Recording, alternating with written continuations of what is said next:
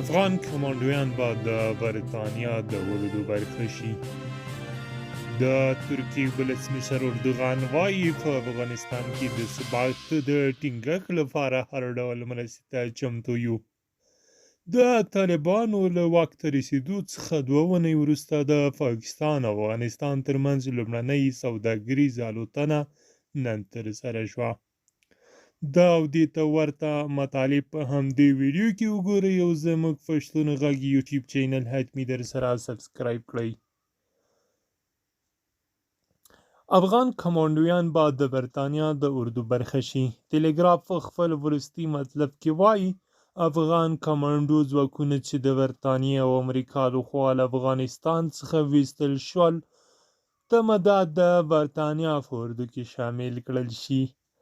د دغې نشرې وایي سلګونه افغان کمانډویان برتانیا ته رسیدلي او ډیر ژر به د دغه هیواد په لښکر کې ځای پر ځای شي. په افغانستان کې د ثبات ټینګښت لپاره هر ډول مرستې ته چمتو یو. د ترکیې ولسمشر رجب طیب اردوغان ویلي افغانستان سره هر اړخیزې همکاریو ته تیار یو او د دغه هیواد روان وضعیت حالات او روان پرمختګونه له نږدې څاري. اردوغان زیاته کړې ترکیې په تیرو 20 کالونو کې په افغانستان کې دفاع وړ پانګونه کړې او له دې وروسته هم هر ډول همکاریو ته چمتو دی. نوموړي ټینګار کړی چې په افغانستان کې د هر څه ژر ثبات ټینګ شي ځکه په خبره یې افغانان د دومره درون بار وړلو توان نور نه لري. د اردوغان په وینا په افغانستان کې د یووالي، اتحاد او اتفاق په خاطر هر ډول مرستو ته تیار دي او په دې برخه کې خپله همکاري نه سپموي. د طالبانو له واک ته رسیدو څخه 2 اونۍ وروسته د پاکستان او افغانستان ترمنځ لومړنۍ سوداګریزه الوتنه نن ترسره شوه. په افغانستان کې د پاکستان سفیر منصور احمد خان په خپل ټویټر باندې لیکلي چې د دې الوتنه کې د روغتیايي نړیوال سازمان طبي تجهیزاتو یوه محموله له اسلام آباد څخه مزار شریف ته لیږدول شوې ده. او په یو څو نورو خبرونو کې به واورئ چې له حیرتان بندر هیواد ته د توکو واردات پیل شوي دي.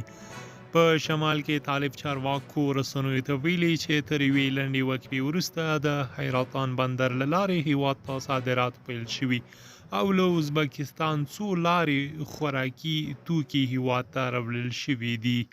بلخوا په بلخ کې د سوداګرۍ او پانګونې د اتاقونو سرپرست حسن انصار وایي چې حیرتان بندر له 2 ورځو راپدې ښه پرانیستل شوی دی او د خوراکي توکو څو لارې هیواد ته دننه شوي دي.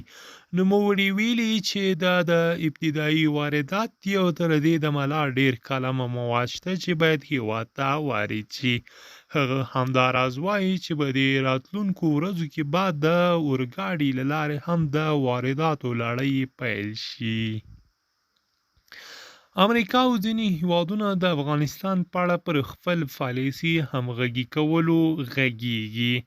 د امریکا د بهرنیو چارو وزارت وایي د یو شمېر هیوادونو د بهرنیو چارو وزیران به نن په یو مجازي غونډه کې د افغانستان په اړه د خپلې پالیسۍ د همغږي کولو په اړه خبرې کوي. دا په داسې حال کې دی چې سبا ته د اګست په 11 به ټول امریکایي ځواکونه له افغانستان څخه ووځي.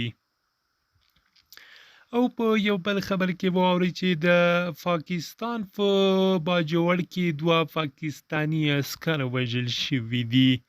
د پاکستانی فوج د معلوماتو په اساس دغه وسلوال برید له افغان خاورې څخه د دوی پر سرتیرو باندې شوی دی چې له امله یې 2 تنو خپل ژوند له لاسه ورکړی دی. درنو لیدونکو دا و د دې ساعت لنډ او تازه خبرونه. د همداسې نورو مطالبو لپاره ضرور پښتون غږ یوټیوب چینل در سره سبسکرایب کړئ او ویډیو لایک کړئ.